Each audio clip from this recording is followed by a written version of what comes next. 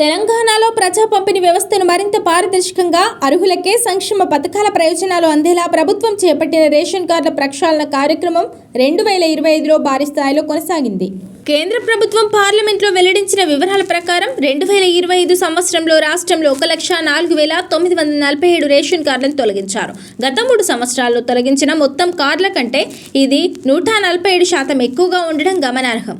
మంగళవారం రాజ్యసభలో CPM AP John Brittas అడిగిన ప్రశ్నకు కేంద్ర ఆహార, ప్రజా పంపిణీ వ్యవహారాల శాఖ సహాయ మంత్రి నిముబెన్ జయంతిబాయ్ బంబానియా లిఖితపూర్వక సమాధానమిచ్చారు. 2022లో 4,988, 2023లో 34,064, 2024లో 3,424 రేషన్ కార్డులను తొలగించారు. ఈ 3 సంవత్సరాల్లో కలిపి 42,476 కార్డులు డెలిట్ చేయగా ఒక్క 2025లోనే 1,04,947 కార్డులను తొలగించారు. అంటే గత 3 సంవత్సరాల మొత్తం తొలగింపులతో పోలిస్తే 2025లో దాదాపు 147% అధికంగా కార్డులు రద్దు చేసినట్టు కేంద్ర గణాంకాలు సూచిస్తున్నాయి.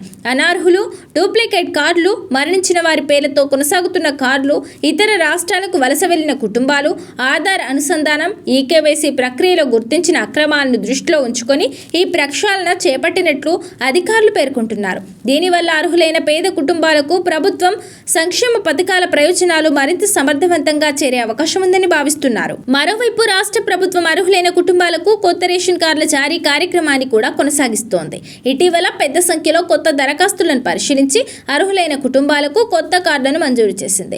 దీంతో ఎన్నో సంవత్సరాలుగా రేషన్ కార్డుల కోసం ఎదురుచూస్తున్న వేలాది కుటుంబాలకు ఊరట లభించింది. కొత్త లబ్ధిదారులను ప్రజా పంపిణీ వ్యవస్థలో చేర్చడంతో పాటు సంక్షేమ పథకాల ప్రయోజనాలు కూడా వారికి అందేలా చర్యలు తీసుకుంటోంది.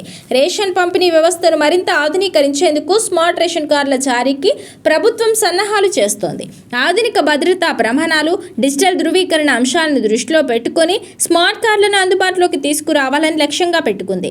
దీనివల్ల డూప్లికేట్ కార్డులకు అడ్డుకట్ట పడడంతో పాటు లబ్ధిదారుల వివరాల నిర్వహణ మరింత సులభతరం కానుంది. ఇదిలా ఉండగా ఎల్నినో ప్రభావంతో ప్రజలకు ఇబ్బందులు కలగకుండా రేషన్ పంపిణీని సక్రమంగా నిర్వహించేందుకు ప్రభుత్వం ప్రత్యేక చర్యలు చేపట్టింది.